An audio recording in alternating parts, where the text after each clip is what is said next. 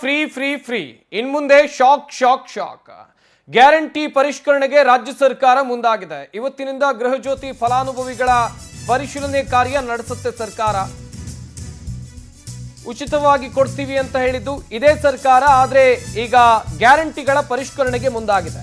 ಇವತ್ತಿನಿಂದ ಗೃಹ ಜ್ಯೋತಿ ಫಲಾನುಭವಿಗಳ ಪರಿಶೀಲನೆ ಆಗುತ್ತೆ. ಎಲ್ಲ ಎಸ್ಕಾಂಗಳ ಸಿಬ್ಬಂದಿಯಿಂದ ಪುನರ್ ಪರಿಶೀಲನೆ ಮಾಡಲಾಗುತ್ತೆ. ಮೀಟರ್ ರೀಡರ್ಗಳು ಹಾಗೂ ಎಸ್ಕಾಂ ಸಿಬ್ಬಂದಿ ಇದರಲ್ಲಿ ಭಾಗಿಯಾಗ್ತಾರೆ. ಮೊಬೈಲ್ ಆಪ್ ಘೋಷಣಾ ಪತ್ರದ ಮೂಲಕ ಅರ್ಜಿ ಭರ್ತಿ ಮಾಡಬೇಕು. ಗ್ರಾಹಕರ ಮನೆಗಳಿಗೆ ಭೇಟಿ ನೀಡಿ ದಾಖಲೆಗಳ ಪರಿಶೀಲನೆ ಮಾಡುವ ಕೆಲಸವನ್ನ ಅಧಿಕಾರಿಗಳು ಮಾಡ್ತಾರೆ.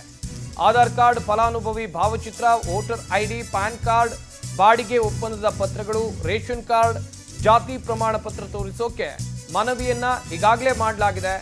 ಮೀಟರ್ ರೀಡರ್ ಮೂಲಕ ಸ್ಥಳದಲ್ಲೇ ಪರಿಶೀಲನಾ ಕಾರ್ಯ ನಡೆಯುತ್ತೆ. ಗೃಹ ಜ್ಯೋತಿ ಯೋಜನೆಯಲ್ಲಿ ಆಗ್ತಾ ಇರುವಂತ ಫಿಲ್ಟರ್ ಇದು. ಒಂದು ಕಡೆಯಲ್ಲಿ ಮೊದಲ ಹಂತದಲ್ಲಿ ಎಲ್ರಿಗೂ ಫ್ರೀ, ಉಚಿತ ಉಚಿತ ಉಚಿತ ಅಂತ ಹೇಳಿದ್ರು. ಆದ್ರೆ ಈಗ ಶಾಕ್ ಕಾದಿದೆ. ಕೇಳುವ ದಾಖಲೆಯನ್ನ ಅಗತ್ಯವಾಗಿ ಕೊಡಲೇಬೇಕು.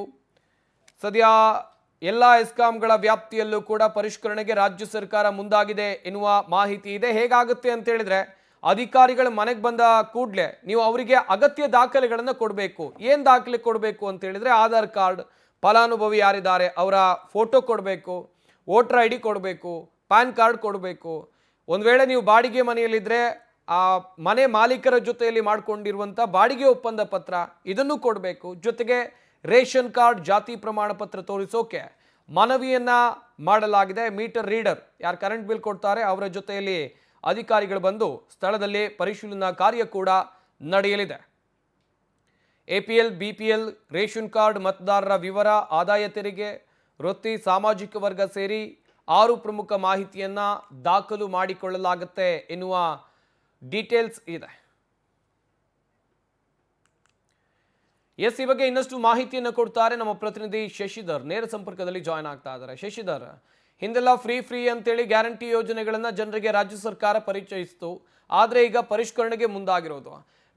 ಈ ಗೃಹ ಜ್ಯೋತಿ ಯೋಜನೆಯಲ್ಲಿ ಯಾವ ರೀತಿಯಾಗಿ ಪರಿಷ್ಕರಣೆ ಇರುತ್ತೆ, ಹಾಗೇನೆ ಸಾರ್ವಜನಿಕರು ಯಾವ ದಾಖಲೆಗಳನ್ನ ಸರ್ಕಾರಕ್ಕೆ ಒದಗಿಸಬೇಕಾಗತ್ತೆ? ಸಂಪತ್ತು ಸರ್ಕಾರ ತಡವಾಗಿ ಎಚ್ಚೆತ್ತುಕೊಂಡಿದೆ ಅಂತ ಸ್ಪಷ್ಟವಾಗಿ ಹೇಳ್ಬೋದು. ಯಾಕಂತಂದ್ರೆ 2023ರಲ್ಲಿ ಏನ್ ಸರ್ಕಾರ ಘೋಷಣೆಯನ್ನ ಮಾಡಿತ್ತು ಗ್ಯಾರಂಟಿಗಳನ್ನ, ಆ ಗ್ಯಾರಂಟಿಗಳನ್ನ ಯಶಸ್ವಿಯಾಗಿ ಕೂಡ ಮಾಡಿದ್ರು. ಸಾಕಷ್ಟು ಜನ ಅದರ ಫಲಾನುಭವಿಗಳೇ ಆಗಿದ್ರು. ಆದ್ರೆ ಆ ಗ್ಯಾರಂಟಿಗಳ ಘೋಷಣೆಯಿಂದ ಪ್ರತಿ ವರ್ಷ ಕೂಡ ಸುಮಾರು 56,000 ಕೋಟಿ ರೂಪಾಯಿ ವೆಚ್ಚ ಆಗ್ತಾ ಇತ್ತು. ಆದ್ರೆ ಆ ವೆಚ್ಚ ಮಾಡ್ತಾ ಇರೋದಕ್ಕೆ ಸರ್ಕಾರ ಅದು ನಿಜವಾದಂತ ಫಲಾನುಭವಿಗಳಿಗೆ ಸಿಗ್ತಿದ್ಯಾ, ಅದು ನಮ್ಮ ರಾಜ್ಯದವರೇ ಆಗಿದಾರ ಇಲ್ಲ ಮತದಾರರಾಗಿದ್ದಾರ ಅನ್ನೋದನ್ನ ಯಾರು ಕೂಡ ಊಹೆ ಕೂಡ ಮಾಡಿರಲಿಲ್ಲ. ಘೋಷಣೆ ಮಾಡಿದ್ರು ಗ್ಯಾರಂಟಿಯನ್ನ, ಅದನ್ನ ಕೊಟ್ಟೇ ಬಿಟ್ರು. ಆದ್ರೆ ಅವರು ನಮ್ಮ ರಾಜ್ಯದವರೇ ಅಲ್ಲ.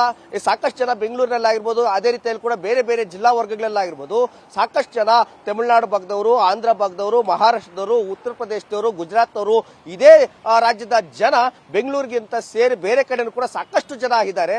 ಅವರಿಗೆ ಯಾಕೆ ನಮ್ಮ ರಾಜ್ಯದ ಹಣ ಅವರಿಗೆ ಫಲಾನುಭವಿಗಳಾಗಬೇಕು, ಯಾಕೆ ನಮ್ಮ ರಾಜ್ಯಕ್ಕೆ ಆರ್ಥಿಕ ಸಂಕಷ್ಟ ಆಗಬೇಕು ಅಂತ ಹೇಳ್ಬಿಟ್ಟು ಒಂದಷ್ಟು ಹಿರಿಯ ಸಚಿವರು ಒಂದಷ್ಟು ಸಲಹೆಯನ್ನು ಕೂಡ ಕೊಟ್ಟಿದ್ರು. ಒಂದಷ್ಟು ಸ್ವಪಕ್ಷದ ಶಾಸಕರು ಕೂಡ ಗ್ಯಾರಂಟಿಗಳ ಘೋಷಣೆಯಿಂದ ಸರ್ಕಾರದಲ್ಲಿ ಹಣ ಇಲ್ಲ, ಕ್ಷೇತ್ರದ ಅಭಿವೃದ್ಧಿಗಳಾಗ್ತಿಲ್ಲ ಅಂತ ಹೇಳ್ಬಿಟ್ಟು ಸಾಕಷ್ಟು ಅಸಮಾಧಾನ ವ್ಯಕ್ತಪಡಿಸಿದ್ರು. ಈಗ ತಡವಾಗಿ ಎಚ್ಚೆತ್ತುಕೊಂಡ ಸರ್ಕಾರ ಗ್ಯಾರಂಟಿಗಳನ್ನ ಪರಿಷ್ಕರಣೆಗೆ ಮಾಡೋದಕ್ಕೆ ಮುಂದಾಗಿದ್ದಾರೆ. ಈಗ ಪ್ರತಿಯೊಬ್ಬರು ಎಲ್ಲ ಎಸ್ಕಾಂ, ಬೆಸ್ಕಾಂ ಆಗಿರ್ಬೋದು, ಚೆಸ್ಕಾಮು, ಜಸ್ಕಾಮು ಸೇರಿದಂತೆ ಎಲ್ಲ ಎಸ್ಕಾಂಗಳಿಂದಲೂ ಕೂಡ ಪ್ರತಿಯೊಬ್ಬ ಸಿಬ್ಬಂದಿ ಯಾವ ರೀತಿಯಾಗಿ 1ನೇ ತಾರೀಕಿಂದ 5ನೇ ತಾರೀಕು ಪ್ರತಿ ಮನೆಗೆ ಕೂಡ ಹೋಗಿ ಆ ಕರೆಂಟ್ ಬಿಲ್ ಅನ್ನು ಕೊಡ್ತಾರೋ, ಅದೇ ರೀತಿಯಲ್ಲಿ ಕೂಡ ಪ್ರತಿ ಮನೆಗೆ ಕೂಡ ಹೋಗಿ ನೀವು ಇಲ್ಲಿನ ನಮ್ಮ ರಾಜ್ಯದವರ ವೋಟರ್ ಐಡಿ ಇದೆಯಾ, ಕ್ಯಾಶ್ ಟು ಇನ್ಕಮ್ ಇದೆಯಾ, ಈ ಆಧಾರ್ ಕಾರ್ಡ್ ಇದೆಯಾ, ಇಲ್ಲಿಂದ ಏನಾದ್ರೂ DL ಇದೆಯಾ, ಇಲ್ಲಿ ಏನು ನಮ್ಮ ರಾಜ್ಯದವರೇ ಆಗಿರೋದಕ್ಕೆ ಯಾವುದಾದ್ರೂ ಒಂದು ಪ್ರೂಫ್ ಅನ್ನ ತೋರಿಸಲೇಬೇಕು. ಯಾಕೆಂತಂದ್ರೆ ಆ ವೋಟರ್ ಐಡಿಯನ್ನ ಪ್ರತಿಯೊಬ್ಬರು ಕೂಡ ಎಲ್ಲ ಕಡೆನೂ ಕೂಡ ಇಟ್ಕೊಂಡಿರ್ತಾರೆ. ಆದ್ರೆ ಕ್ಯಾಶ್ ಸರ್ಟಿಫಿಕೇಟ್ ಆಗಿರ್ಬೋದು, ಇನ್ಕಮ್ ಸರ್ಟಿಫಿಕೇಟ್ ಆಗಿರ್ಬೋದು, DL ಆಗಿರ್ಬೋದು, ಬ್ಯಾಂಕ್, ಈ ರೀತಿಯಾಗಿ ದಾಖಲೆಗಳನ್ನ ಅವರು ಇಲ್ಲಿ ಮಾಡೋದಕ್ಕೆ ಸಾಧ್ಯ ಇಲ್ಲ. ಈ ಕಾರಣದಿಂದಾಗಿ ಪರಿಷ್ಕರಣೆ ಮಾಡೋದಕ್ಕೆ ಮುಂದಾಗಿದ್ದಾರೆ. ಒಂದು ವೇಳೆ ಏನ್ ಸಾಕಷ್ಟು ಜನ ಬಾಡಿಗೆದಾರರು, ಏನ್ ಮನೆ ಮಾಲೀಕರು ಸಾಕಷ್ಟು ಜನರಿಗೆ ಬಾಡಿಗೆಯನ್ನು ಕೊಟ್ಟಿರ್ತಾರೆ, ಅವ್ರು ಯಾರು ನಮ್ಮ ರಾಜ್ಯದವರೇ ಇರೋದಿಲ್ಲ, ಬೇರೆ ರಾಜ್ಯದವರು ಇರ್ತಾರೆ. ಅಂತವರಿಗೆ ಯಾವುದೇ ಕಾರಣ ಕೂಡ ನಮ್ಮ ಸರ್ಕಾರದ ಹಣ ತಲುಪುವುದು ಬೇಡ. ಏನಿದ್ರು ಕೂಡ ನಮ್ಮ ರಾಜ್ಯದವರಿಗೆ ಈ ಒಂದು ಯೋಜನೆ ಸಿಗಲಿ ಅಂತ ಹೇಳ್ಬಿಟ್ಟು ಒಳ್ಳೆ ತೀರ್ಮಾನ ಕೂಡ ತೆಗೆದುಕೊಂಡಿದ್ರೆ ಆದಷ್ಟು ಬೇಗ ಇದು ಯಶಸ್ವಿ ಆಗಲಿ, ಸರ್ಕಾರಕ್ಕೆ ಕೂಡ ಕೋಟ್ಯಾಂತರ ರೂಪಾಯಿ ಅನುದಾನ ಕೂಡ ಉಳಿಯುತ್ತೆ, ನಮ್ಮ ರಾಜ್ಯದವರಿಗೆ ಈ ಒಂದು ಫಲಾನುಭವಿಗಳಾಗ್ತಾರೆ, ಅವರು ಕೂಡ ಅಗತ್ಯ ಇದ್ದವರಿಗೆ ಮಾತ್ರ ಪ್ರತಿಯೊಬ್ಬರು ಕೂಡ 200 ಯೂನಿಟ್ ಏನು ಸದ್ಬಳಕೆ ಆಗ್ಲಿ ಅನ್ನೋದು ಕೂಡ ಎಲ್ಲರೂ ಕೂಡ ಆಶಯ ಕೂಡ ಆಗಿದೆ. ಹೀಗಾಗಿ ಸರ್ಕಾರ ಒಂದೇ ತೀರ್ಮಾನ ತೆಗೆದುಕೊಂಡಿದೆ. ಪ್ರತಿಯೊಬ್ಬರು ಕೂಡ ಏನು ಎಸ್ಕಾಂ ಸಿಬ್ಬಂದಿಗಳು ಮನೆ ಬಾಗಿಲಿಗೆ ಬಂದಾಗ ಅವ್ರು ಕೇಳಿದಂತ ದಾಖಲೆಗಳನ್ನು ಕೊಟ್ಟು ಮತ್ತೆ ಅರ್ಜಿಯನ್ನ ಸಲ್ಲಿಸಿ ಏನ್ ಮಹತ್ವವಾಗಿ ಏನಂತಂದ್ರೆ ಬಾಡಿಗೆದಾರರು ಏನು ಕರಾರು ಪತ್ರವನ್ನ ಮಾಡ್ಕೊಂಡಿರ್ತಾರೋ ಅಗ್ರಿಮೆಂಟ್ ಕಾಪಿಯನ್ನು ಕೂಡ ಕೊಡಬೇಕು. ಅದ್ರ ಜೊತೆ ನಾವು ನಮ್ಮ ರಾಜ್ಯದವರು ಅಂತ ಹೇಳ್ಬಿಟ್ಟು ಅದಕ್ಕೆ ಸಂಬಂಧಪಟ್ಟಂತ ಸೂಕ್ತ ದಾಖಲೆಗಳನ್ನು ಕೂಡ ಕೊಟ್ಟು ಮತ್ತೊಮ್ಮೆ ಪರಿಷ್ಕರಣೆಯನ್ನ ಮಾಡಿಕೊಂಡು ಅವರು ಮತ್ತೆ ಫಲಾನುಭವಿಗಳನ್ನ ಪಡ್ಕೊಳ್ಳೋದಕ್ಕೆ ಒಂದು ಅರ್ಜಿಯನ್ನು ಸಲ್ಲಿಸುವಂತ ಒಂದು ಯೋಜನೆ ಕೂಡ ಇದಾಗಿದೆ. ಇದೇ ರೀತಿಯಲ್ಲೂ ಕೂಡ ಕೇವಲ ಏನು ಶಕ್ತಿ ಯೋಜನೆ ಜೊತೆ ಅದೇ ರೀತಿಯಲ್ಲೂ ಕೂಡ ಏನ್ ಬೇರೆ ಬೇರೆ ಯೋಜನೆಗಳು ಕೂಡ ಅದೇ ರೀತಿಯಲ್ಲಿ ಕೂಡ ಸಾಕಷ್ಟು ಜನ ಏನು ಮಹಿಳೆಯರು ಕೂಡ ಏನು ಈ ಒಂದು ಯೋಜನೆಯನ್ನು ಕೂಡ ಪಡೆದುಕೊಳ್ತಿದ್ರೆ, ಮತ್ತೆ ಬಸ್ನಲ್ಲೂ ಕೂಡ ಅಷ್ಟೇ ಬೇರೆ ರಾಜ್ಯದವರು ಕೂಡ ಫ್ರೀಯಾಗಿ ಸಂಚಾರವನ್ನು ಮಾಡ್ತಿದ್ದಾರೆ. ಇದೇ ರೀತಿಯಲ್ಲಿ ಕೂಡ ಪ್ರತಿಯೊಂದು ಏನು ಸರ್ಕಾರದ ಗ್ಯಾರಂಟಿಗಳು ಎಲ್ಲವನ್ನೂ ಕೂಡ ಪರಿಷ್ಕರಣೆ ಮಾಡಿದ್ರೆ ಸರ್ಕಾರಕ್ಕೆ ಕೋಟ್ಯಾಂತರ ರೂಪಾಯಿ ಅನುದಾನ ಉಳಿಯುತ್ತೆ.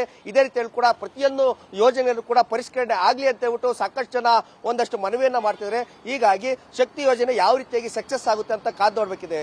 ಸಂಪತ್, ಥ್ಯಾಂಕ್ ಯು ಶಶಿಧರ್ ತಮ್ಮೆಲ್ಲ ಡೀಟೇಲ್ಸ್ಗಾಗಿ.